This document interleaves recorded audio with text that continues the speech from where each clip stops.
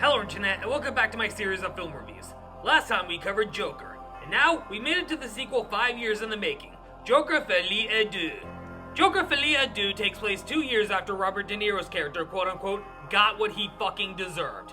Arthur Fleck, played once again by Joaquin Phoenix, is now a patient at Arkham State Hospital, and there he meets Harleen Quinzel, or Harley Quinn, played by Lady Gaga.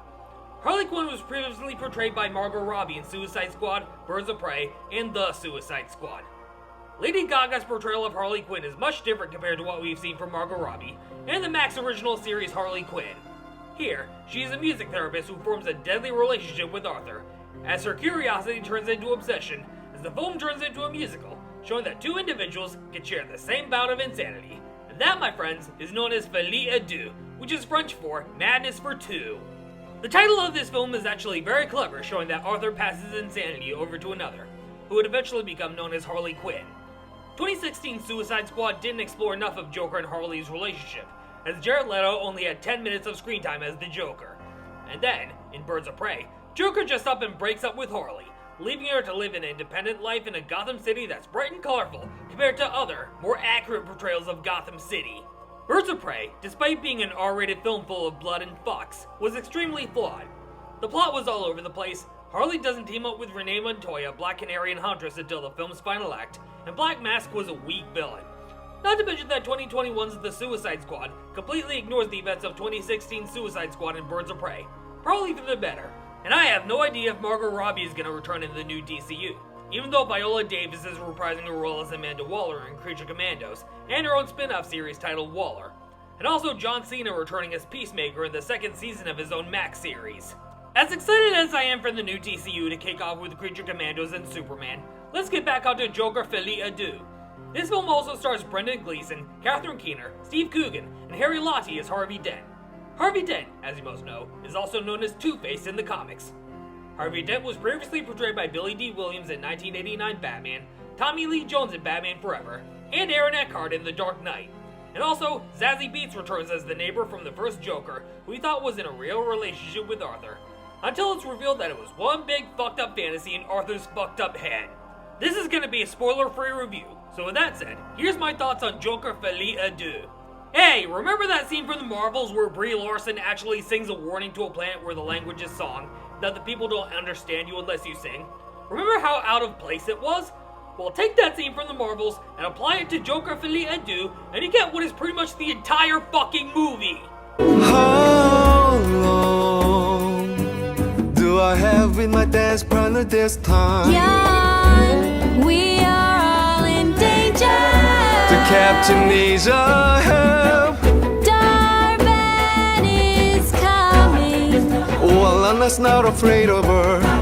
This is something else, this is new. She's become too strong. But we can push her back, defend our home. I'm sorry, but you're wrong. This is yet another example of sequelitis. The first Joker in 2019 worked as a standalone film, as it told the story of a psychotic, down-on-his-luck loser from Gotham, shunned by society, who makes a name for himself by killing those who shun him. So when a sequel was greenlit with Todd Phillips returning to the director's chair, and Joaquin Phoenix reprising his role, I thought to myself, the first film ended on a perfect note. How could they possibly continue on with the rest of the story? Enter Lady Gaga as Harleen Quinzel. Oh, I'm sorry, Lee Quinzel. I feel like she was only cast in this part because she's a very well-known singer with such hits as Poker Face, Bad Romance, Paparazzi, Just Dance, Telephone, or any song that people who grew up in the late 2000s know by heart. Lady Gaga is not known for her acting career. She only appeared in a small amount of films like the 2018 version of A Star is Born, directed by Rocket Raccoon himself, Bradley Cooper. And in 2021, she starred in House of Gucci, directed by Ridley Scott. While I enjoyed Lady Gaga's performance as Harley Quinn in this film, I felt that this movie was disappointing for several reasons. For one, the musical numbers. This movie was not at all what I expected it would be, and that's not a good thing. The musical numbers, while dazzling to look at from a cinematography perspective, were very out of place. The only purpose they serve is to show just how fucked up in the head our two protagonists are, and how it's a prime example of Folie à Deux, hence the title of this movie. The best way to describe this movie is that it's part musical, part courtroom drama. The second and third act all revolve around Arthur standing trial for the murders he committed in the first film. Also, the movie opens with an animated scene reminiscent of the classic Looney Tunes cartoons from back in the day. Birds of Prey also started with an animated opening, animated by the same animation team responsible for fucking up our collective childhoods with Teen Titans Go. It's a true fact! I didn't make that shit up!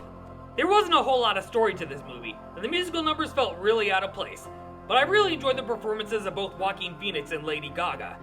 Is Joaquin Phoenix likely gonna get himself another Oscar for this film? Probably not, but you never know. I'm giving Joker Folie à Deux a 5 out of 10. Like I said, the musical numbers were very out of place, especially given the fact that they make up 80% of the entire fucking movie. The other 20% is just a courtroom drama. I felt that Lady Gaga was only cast in this movie because of her singing career. That's why they ultimately decided to make the entire movie musical in the likes of La La Land.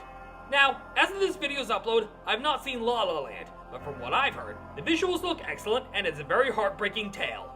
I could be wrong though, but this film is heavily reliant on using music to tell a story. Sometimes it can benefit the story, but other times it's entirely pointless and it's just nothing but filler. The entire soundtrack to Disney's Wish falls under the category of entirely pointless. There are absolutely zero memorable songs whatsoever. But one recent example of a movie musical done right is Wonka, a film I had little expectations for at first, but I left the theater being delightfully surprised. One song I find myself listening to off and on again is You've Never Had Chocolate Like This. You've never had chocolate like this. No, you've never had chocolate like this.